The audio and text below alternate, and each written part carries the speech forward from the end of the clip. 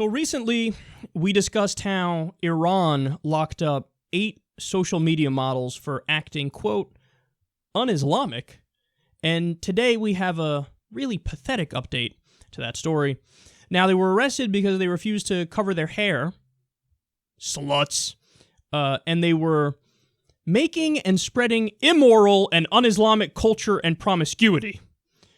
So the Organized Cyberspace Crimes Unit of the Iranian Revolutionary Guards Corps has an interesting addition to this story. They say, quote, "These schemes originate from around the Persian Gulf and England. When you draw the operational graph, you will see that it is a foreign operation. Miss Kim Kardashian is a popular fashion model, so Instagram CEO tells her, make this native. There is no doubt that financial support is involved as well. We are taking this very seriously." All right. What they're doing is accusing Kim Kardashian of being a secret agent trying to bring down Iran. That's the saddest thing I've ever heard. Really? Look at how they're trying to grapple with popular culture and Western culture.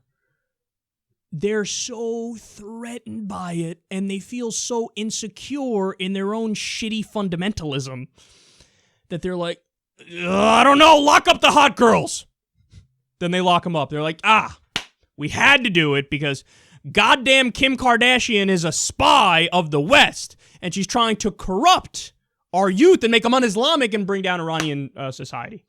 Ironically, by taking the action that you've taken, you've actually drawn that closer to fruition.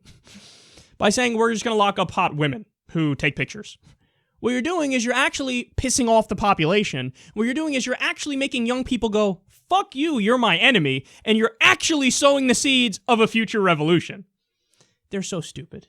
They're so immensely stupid, and they don't get it. And by the way, this is why it's actually true that there's a culture war going on. And a culture war is obviously fought differently than a hot war where you actually use weapons and kill people. But a culture war is something I'm totally in favor of. And oh boy, am I Team West in the culture war. Because basically what's happening here is you have people saying, hey, you're human. Hey, we all like to fuck. We all like to feel like we're attractive. We all like to have friends and be sociable.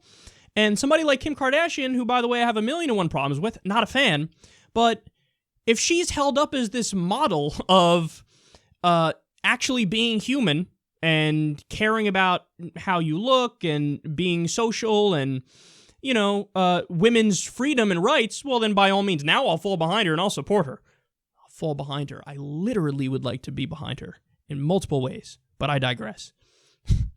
But if that's the way that you're going to prop her up and say, oh my God, look, isn't this horrible? A very attractive young woman who makes an incredible amount of money, who everybody loves. Terrible. Tisk, tisk, Iranian women. Don't be like this. We're going to lock you up if you do it.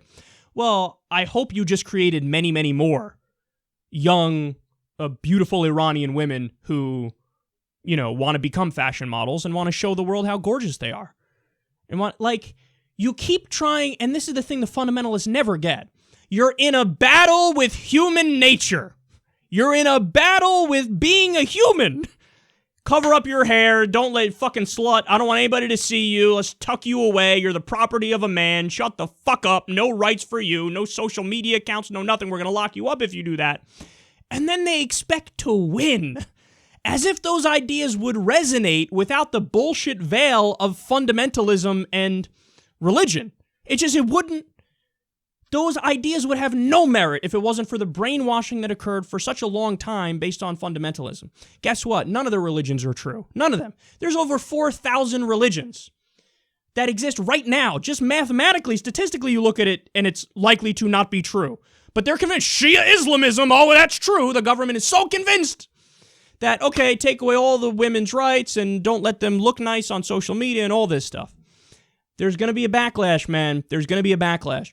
Iran is already very young on average, and that younger generation is much more secular than the old idiot dinosaurs running the country. So the more you do stuff like this, ironically, the more you help the West, and